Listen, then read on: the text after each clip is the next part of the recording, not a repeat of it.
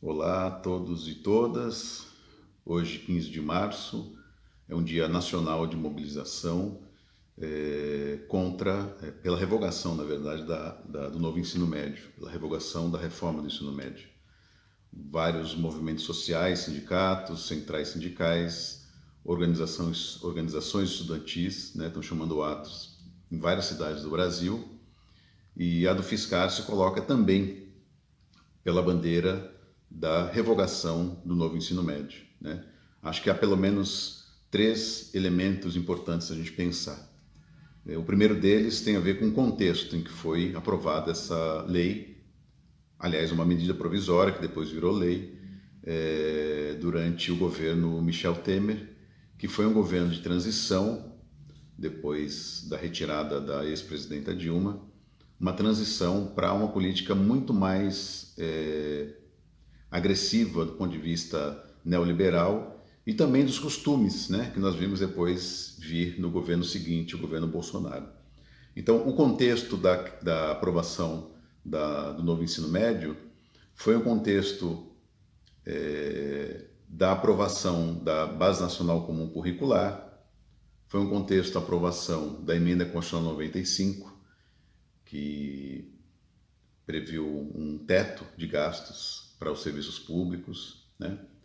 Foi o contexto daquele documento com a Ponte para o Futuro, onde o governo Temer falava explicitamente, por exemplo, inclusive da possibilidade de retirar da Constituição os valores para a educação, né? Ou seja, de retirar a vinculação constitucional de gastos com a educação, o que seria, num país como o nosso, uma tragédia. Então, é esse o contexto em que o novo ensino médio é aprovado, né? Com um perfil bastante empresarial, né?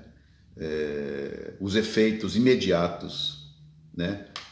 da, da, da, da reforma como um todo e a sua aplicação, que vai reverberar agora 2023, 2024, tem demonstrado isso, né?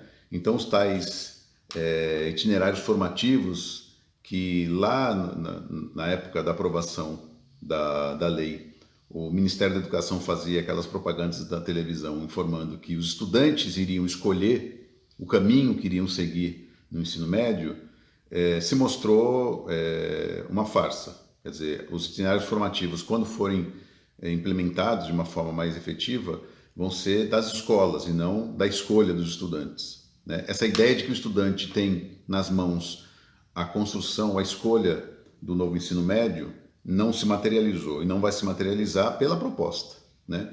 Temos uma diluição das disciplinas. É importante lembrar que a formação na universidade, no ensino superior, é uma formação disciplinar, né?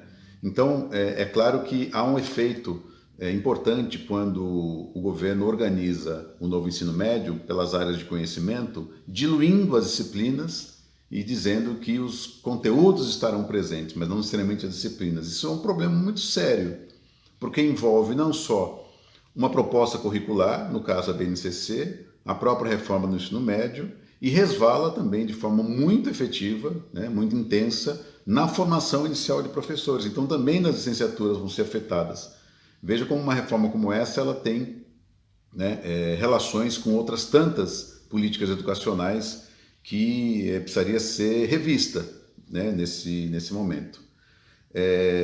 Há uma exclusão socioespacial, né? Nós temos visto, por exemplo, aqui no estado de São Paulo em particular, o programa de ensino integral que tem promovido isso, né? Tem promovido uma exclusão socioespacial, tem promovido a exclusão, a evasão de estudantes, tem promovido a impossibilidade de muitos jovens que precisam trabalhar, e a questão do emprego no Brasil não é menor, pelo contrário, que não conseguem em função da organização do tempo, né, dos tempos das escolas de ensino, de educação, de ensino médio. É importante dizer que o debate sobre ensino integral é um debate importante do ponto de vista pedagógico, e a gente precisa fazê-lo, evidentemente. Mas é esse modelo de educação integral que nós estamos vivenciando pelos estados, né? No caso do Brasil, a rede estadual é que é responsável pelo ensino médio, não tem permitido que a juventude possa estudar e trabalhar, né? Uma discussão é saber se é o ideal estudar e trabalhar.